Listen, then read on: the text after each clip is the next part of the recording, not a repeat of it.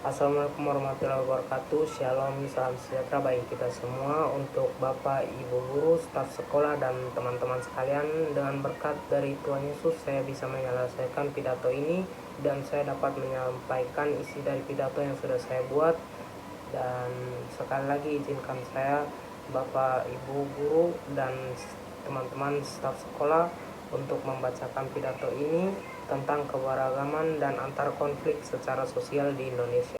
Indonesia adalah negara yang dikaruniakan oleh Tuhan dan berbagai macam suku, ras, budaya, agama, dan lain-lainnya.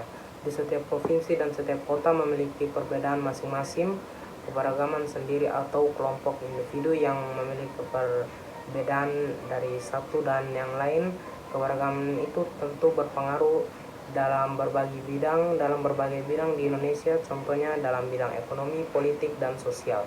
Pada awal kemerdekaan, Indonesia masih belum bebas, masih memiliki konflik dengan negara Belanda yang ingin merebut kembali daerah Indonesia, sehingga banyak masyarakat yang membentuk suatu organisasi untuk melawan penjajah. Contohnya pada perang di Bandung yang dinamakan Perang Lautan Api. Hal tersebut ini disebut Pergerakan Nasional. Bahwa Indonesia diresmikan sebagai negara ini tepat pada proklamasi kemerdekaan Indonesia. Bahasa Indonesia juga semakin berkembang pada tahun 1947 yang ditanda sebagai penetapan Eja Republik atau Eja Soehardi menggantikan Ejaan Van op Hoyes tahun pada tahun 1901 pada tahun 1972 mengalami perbaikan ejaan kata. Perbaikan ini dinamakan ejaan bahasa Indonesia yang disempurnakan EYD. Ejaan ini diresmikan pada tanggal 16 Agustus 1972. Menjadi organisasi yang dibuat oleh masyarakat secara sukarela berdasarkan kesamaan aspirasi, kehendak, kebutuhan, kepentingan, kegiatan, dan untuk membangun negara agar dapat memicu tujuan, contohnya RT, RW, Karang Tarungan, dan lain-lainnya. Masa reformasi muncul sejak tahun 1998, justru membawa perubahan buruk bagi bahasa Indonesia, pembangunan bahasa asing yang semakin luas, dan bahasa Indonesia semakin dipinggirkan. Pada zaman reformasi, satu pihak yang memiliki andil dalam perkembangan bahasa Indonesia adalah media massa, baik cetak maupun elektronik. Pada tanggal 18 Agustus 1945, bahasa Indonesia diresmikan sebagai bahasa negara tepat setelah proklamasi kemerdekaan Indonesia. Bahasa Indonesia semakin berkembang pada tahun 1947 yang ditandai dengan penetapan Ejaan Republik dan Ejaan Swedia menggantikan Ejaan Van op Hoyes pada tahun 1901. Pada tahun 1972, bahasa Indonesia mengalami pembaikan ejaan kata. Perbaikan ini dinamakan dengan Ejaan Bahasa yang disempurnakan EYD. Ejaan ini diresmikan pemakaiannya pada tanggal 16 Agustus 1972. Presmili ini dikuatkan dengan putusan Presiden No. 57 tahun 1972. Perkembangan bahasa Indonesia pada masa reformasi diawali dengan Kongres Bahasa Indonesia ke-7 yang diselenggarakan di Hotel Indonesia, Jakarta pada tanggal 26-30 Oktober 1998. Kongres itu mengusulkan dibentuk Badan Pertimbangan Bahasa dengan ketentuan sebagai berikut.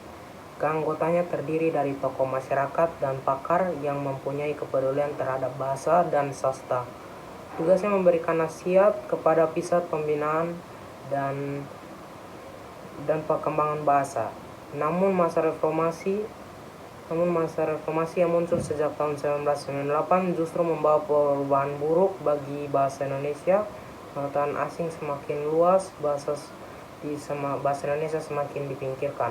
Pada zaman reformasi, salah satu pihak yang memilih adil dalam perkembangan bahasa Indonesia adalah media massa baik cetak maupun elektronik. Tokoh Persda Fajar Asek menundin, sekarang ini kita dapat mengalami krisis penggunaan bahasa Indonesia yang amat serius. Ada juga dampak negatif dari organisasi-organisasi masyarakat di Indonesia, itu seperti dampaknya adanya orang yang membuat sebuah organisasi buruk yang tidak baik seperti organisasi LGBT atau organisasi membuat narkoba atau menjual narkoba adalah hal terlarang dan kita tidak boleh membuat organisasi secara bebas. Dan jika kita membuat sebuah organisasi, kita harus berbuat hal baik dan bukan hal yang buruk. Bukan hanya pada bidang organisasi pada masyarakat, terdapat juga dampak negatif pada aspek bahasa dan seperti bahasa Indonesia makin bercampur aduk dengan bahasa lainnya, dan itu membuat bahasa Indonesia menjadi meredup dan tidak seperti berbicara pada umumnya menggunakan bahasa Indonesia. Ada juga dampak negatif aspek keberagaman hingga timbulnya suatu konflik yang terjadi akibat keberagaman ini seperti rasisme, SARA. Contohnya kejadian pada Ambon di mana kasus tersebut terjadi antaragama. Karena hal tersebut pentingnya bagi masyarakat untuk menerapkan prinsip Bhinneka Tunggal Ika, wawasan Nusantara dan nasionalisme. Melalui semboya ini kita diajarkan untuk tidak menjadikan perbedaan sebagai sesuatu masalah. Perbedaan justru dijadikan sebagai titik kekuatan dalam bermasyarakat. Dengan adanya perbedaan, kita diharapkan bisa saling menolong satu sama lain dan toleransi dan menghormati antar satu dengan yang lain.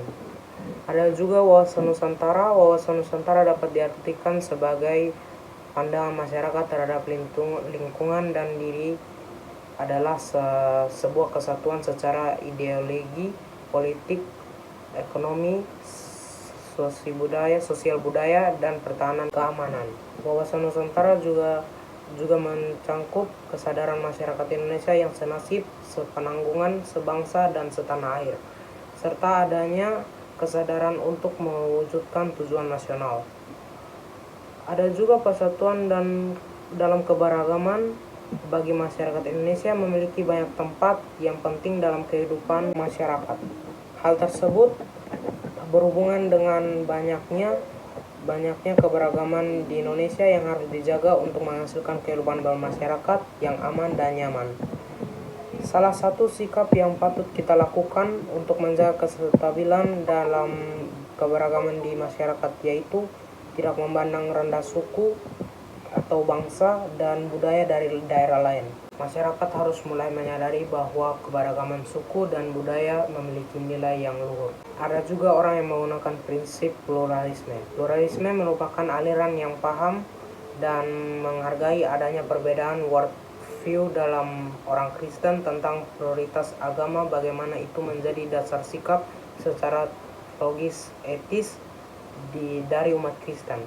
Kasusnya dalam penjara pendidikan agama Kristen, pluralisme agama adalah kenyataan mutlak dalam kehidupan masyarakat, khususnya di Indonesia.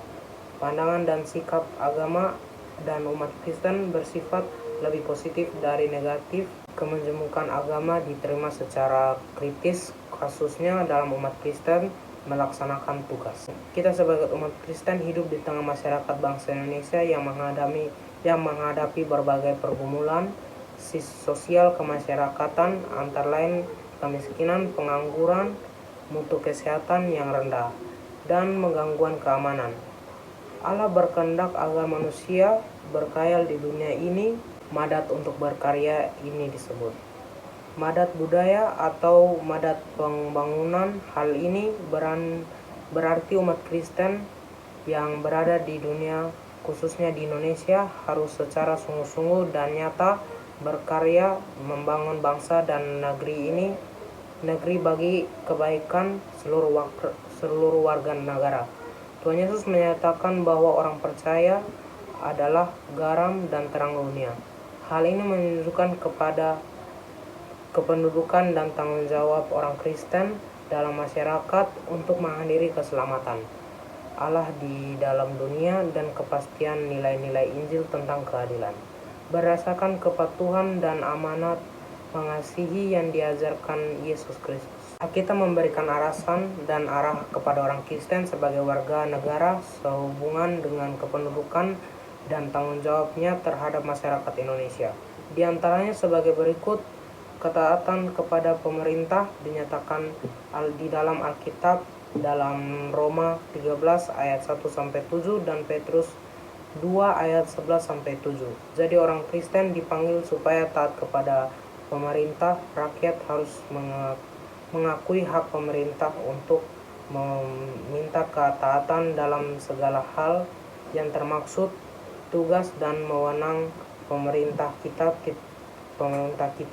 Taat kepada pemerintah demikian hak kepada Allah, hak kehendak Allah.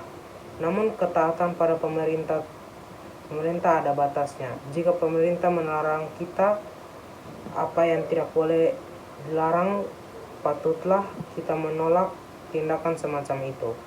Tetapi jika pemerintah memerintahkan apa hal yang boleh kita lakukan, maka ketaatan kepadanya bersifat wajib dan merupakan kepanggilan kepada setiap warga negaranya. Kesimpulan, dari awal kemerdekaan sampai era reformasi mengalami perubahan aspek sosial dan budaya. Keberagaman Indonesia semakin meningkat sering berjalannya waktu.